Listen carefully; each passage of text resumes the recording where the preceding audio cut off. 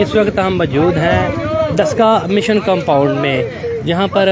आप देख सकते हैं ये मिशन ग्राउंड जो है वहाँ पर कुछ चर्च की जगह है, वहाँ पर कुछ मामला है। यहाँ पर इस वक्त कुछ लोग यहाँ पर कब्ज़ा करना चाह रहे हैं और इस जगह को बनाने की कोशिश कर रहे हैं, लेकिन कुछ जो यहाँ के मुकामी लोग हैं उनको रोक रहे हैं। इस वक्त यहाँ पर डस्का पुलिस भी आ चुकी है और यहाँ पर काफ़ी आप देख सकते हैं ये डस्का मिशन ग्राउंड और डीएसपी डस्का भी मौके पर पहुँच चुके हैं, पुलिस भी यहाँ पर पहुँच चुकी है और यहाँ पर कुछ चर्च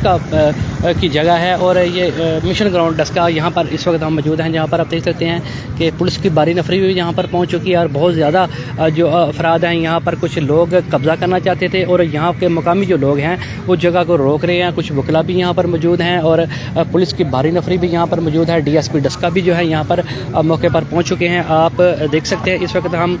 डस्का मिशन ग्राउंड में मौजूद हैं, जहाँ पर चर्च की जगह है, जहाँ पर कुछ लोग कब्ज़ा करना चाहते थे।